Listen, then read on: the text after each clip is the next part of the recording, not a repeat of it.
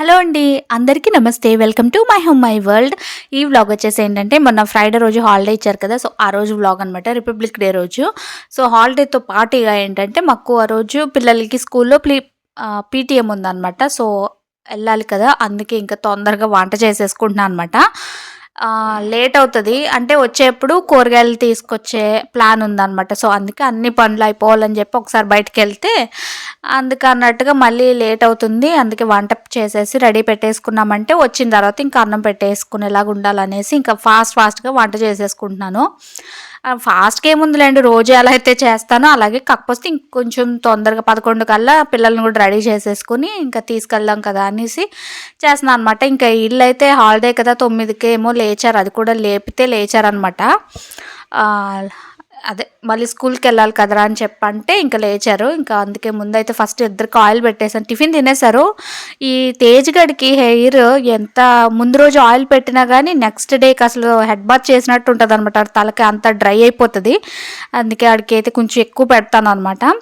So, ఇద్దరు స్నానం చేసుకొని అయితే వచ్చేసారు. రెడీ అయిపోయారు. ఇంకా నా పనొక్కటే ఉందనమాట. నా పని అంటే వంట.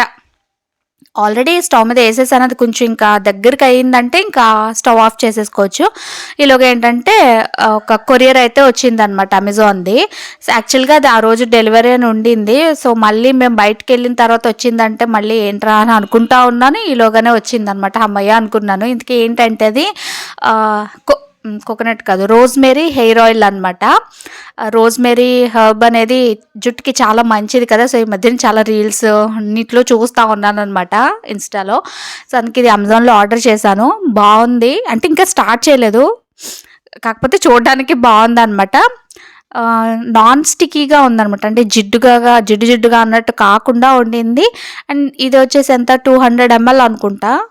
సరిగ్గా గుర్తులేదు గానీ, అండ్ ప్రైస్ కూడా నాకైతే గుర్తులేదు. కావాలంటే కామెంట్ చేయండి. లింక్ అయితే ప్రొవైడ్ చేస్తాను.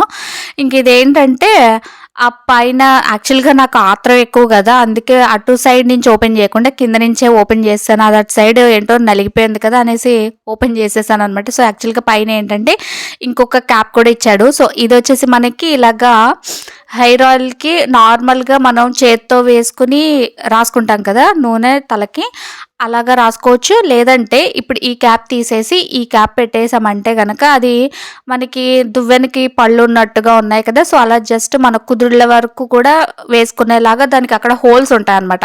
సో, అది. ఇంకది ఎలా ఉందన్నీ చూసుకొని పెట్టేసిన తర్వాత ఇంకిప్పుడు ఏం చూపిస్తున్నానంటే నేనైతే రెడీ అయిపోయాను. ఇంకా రెడీ అయ్యి వెళ్ళే ముందు ఒక చిన్న ఇన్ఫర్మేషన్, అంటే ఇది మీకు యూజ్ అవ్వచ్చు అనేసి చూపిస్తున్నాననమాట. ఇదొచ్చేసి ఏంటంటే హెయిర్ స్టిక్ అనమాట. ఇది కూడా నేను చాలా రీల్స్, షార్ట్స్‌లో చూసాను అండ్ ఎప్పటినుంచో తీసుకుందాం అనుకుంటున్నాను.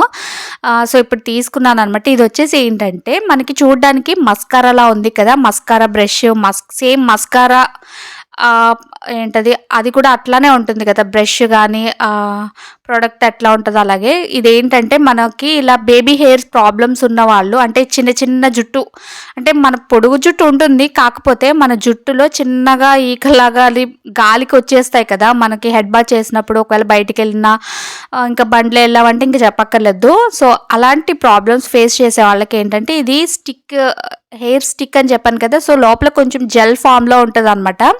సో, దాంతోటి జస్ట్ మనం ఎక్కడైతే బేబీ హెయిర్ ఉంటదో సో, అదంతా ఇట్లాగా దువ్వామనుకోండి చక్కగా నీట్‌గా అణిగిపోయి ఉంటదనమాట. అంటే మనకి ఆయిల్ పెడితే ఎలా ఉంటదో మరీ అంత జిడ్డుగా ఉండదు. అసలు జిడ్డనేది ఉండదు.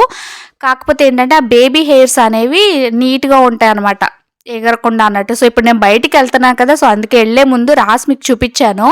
సో, వచ్చిన తర్వాత ఎలా ఉందనేది కూడా మీకు చూపిద్దామనేసి అన్నట్టుగా.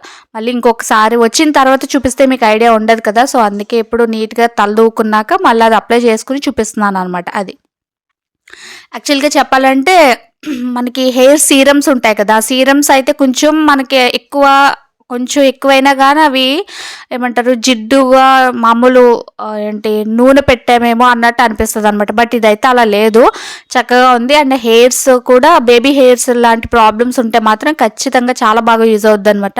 ఇక్కడ నేను బయటికి వెళ్ళకుండానే ఇక్కడ మామూలుగా నుంచుంటేనే చాలా గాలేసేసింది ఆ రోజు ఏంటో మరి. ఇంకా వంట అది అయిపోయింది. ఇంకా వెళ్దాం కదా అని బండి తీసి బయట పెట్టేస్తున్నాను అనమాట.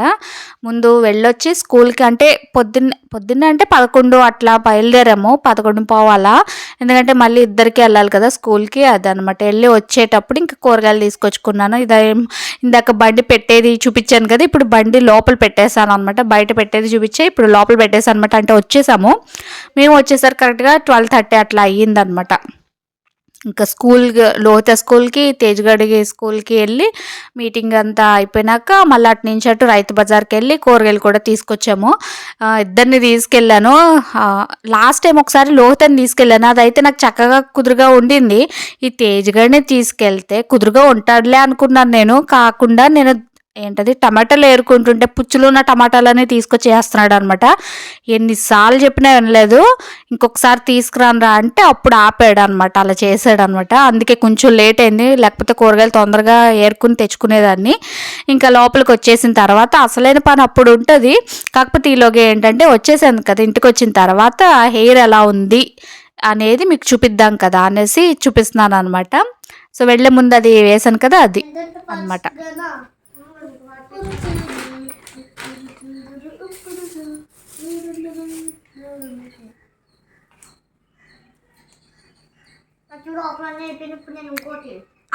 ఆ కాడలో పక్కన పెట్టు తేజు. ఓకే, లోత ఒక్కొక్కటి తీసుకోవే, ఏంటి ఇష్టం వచ్చినట్టు మిస్ చేసేస్తావు. అట్లా పెట్టు.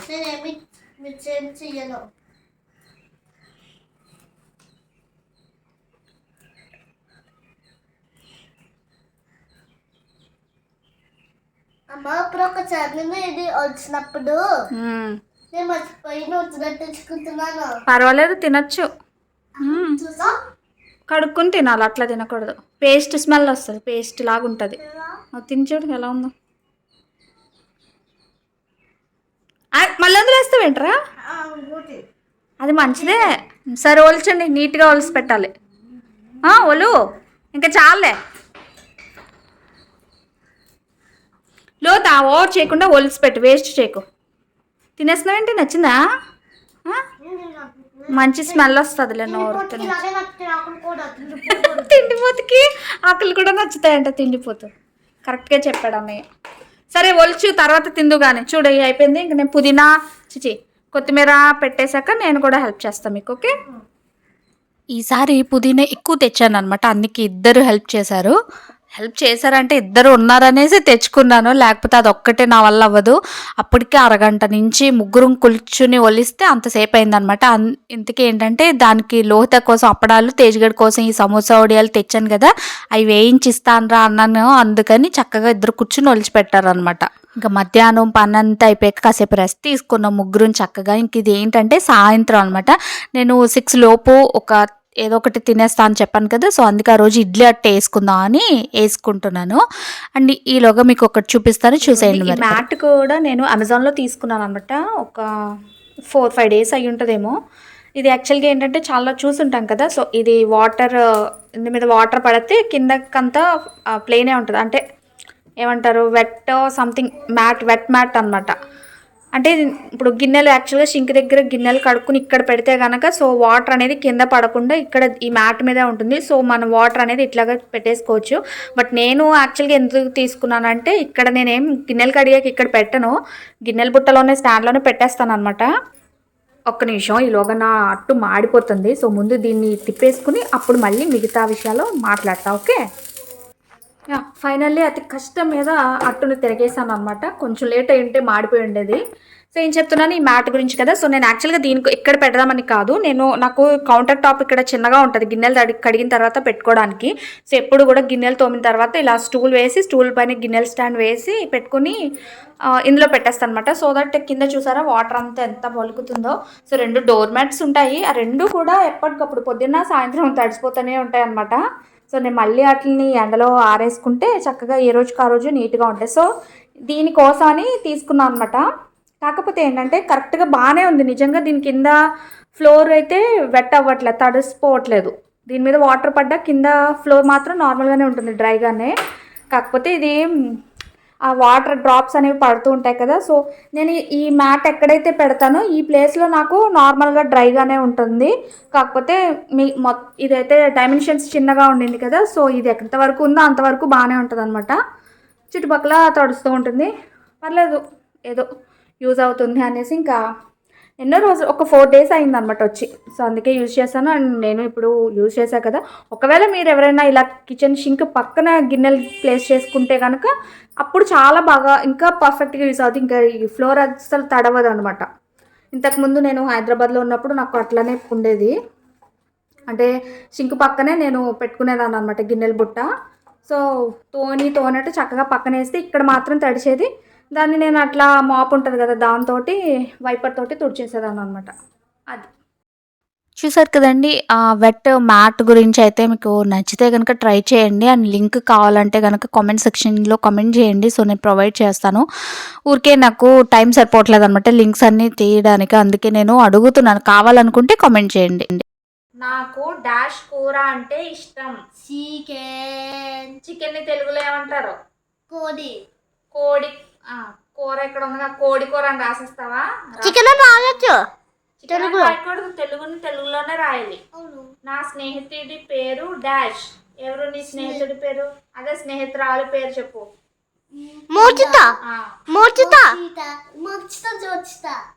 రెండు రాసేసుకో. అయితే నాకు ఇష్టమైన ఆట ఏం ఆట అంటే ఇష్టం నీకు? టెన్నిస్. నువ్వు టెన్నిస్ ఆడావా ఎప్పుడైనా? నీకు వచ్చింది చెయ్యి. ఎక్స్ట్రా లేకుండా ఏ ఆట అంటే ఇష్టం చెప్పు. ఇంకా తెలుగులో ఏమంటారు దాన్ని టెన్నిస్ ని? నువ్వు టెన్నిస్ ఆడావు అసలు ఎప్పుడైనా? ఓవర్ అది టెన్నిసా?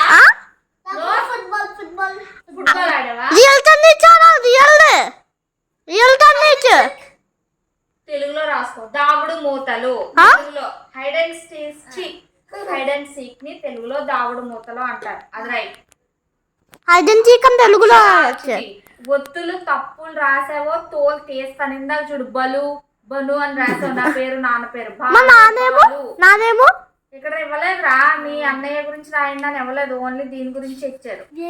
ఓకే, నువ్వు అన్ని రాసాక నాకు చూపించు. పట్టుకో, తీసుకో.